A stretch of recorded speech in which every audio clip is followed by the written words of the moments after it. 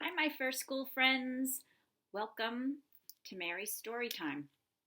I have a story I wanted to share with you today. It's perfect for the season because I know that many of you maybe just finished celebrating Easter. And even if you didn't celebrate Easter, it's okay because it's still a fun story to listen to. So let's take a look at the front cover because that's where we usually get clues to tell us what this story might be about. So I think I see a basket here, and inside the basket are some, what do you know? Eggs. And we've been talking about eggs ever since our chicks hatched out of the eggs. There's lots and lots of eggs. And who do you think this might be hiding behind the chair? It looks like he's sneaking around.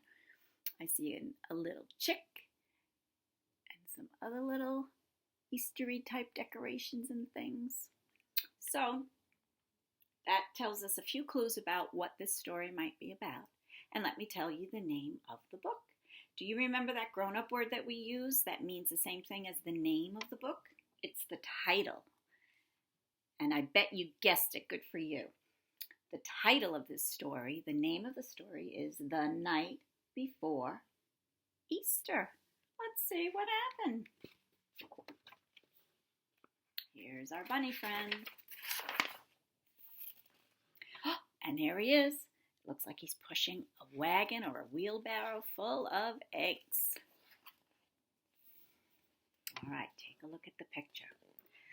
'Twas the night before Easter, just before dawn. Not a creature was stirring out on the lawn. Lawn is another word for, what do you think? It means your front grass. If you have grass in your yard in the front or the back, it's called a lawn. Some people call it a lawn. Out, our baskets were set on the table with care, in hopes that the Easter bunny soon would be there. My sister and I were tucked snug in our beds, while visions of jelly beans danced in our heads. That means they were dreaming about candy in their baskets. Then out in the barn the hens made such a clatter, I sprang from my bed to see what was the matter. See, came right looking out that window. When what to my curious eyes should appear but a big fuzzy rabbit with a crook in his ear. You see over there? It means that his ear was a little bit crooked or bent. He walked on two legs, which I thought was quite funny.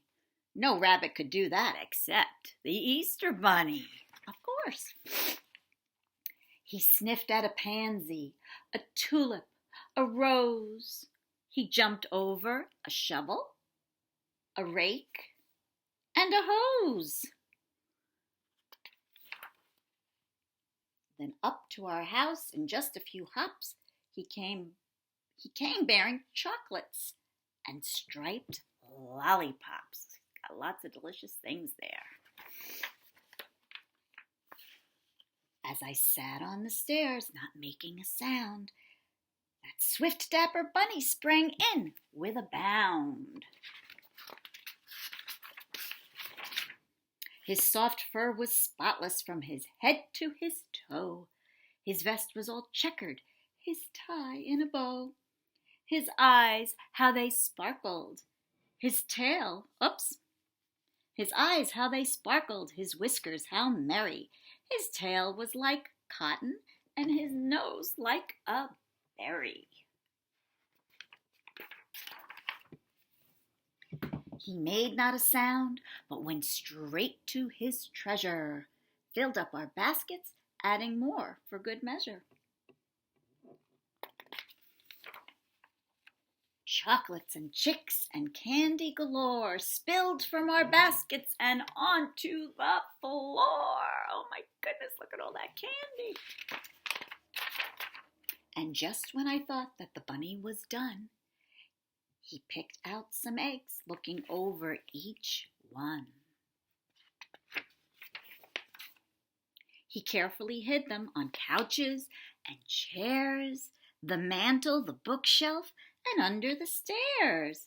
I think those folks are going to have an Easter egg hunt. When our rooster crowed, he turned with a start. He wiggled his nose, then went to his cart. He sprang from the house with a single bound and bounced down the street without making a sound. I read his note as he hopped away. Happy Easter to all, and to all a great day. If you celebrated Easter in your house, I would love to hear about how things happen in your house. Did the Easter Bunny come? What did he bring? Did you have an Easter egg hunt? Some folks hunt for eggs inside the house. Other families hunt for eggs outside the house. Everybody's different. Everybody's family celebrates Easter in a little bit different way. And if you didn't celebrate Easter, I'd love to hear about what you've been doing. What's been happening? Have you had a chance to go outside and play in your yard? Have you gone for a walk? Have you ridden your bicycle? There's lots of different things that you can do and you can tell me about.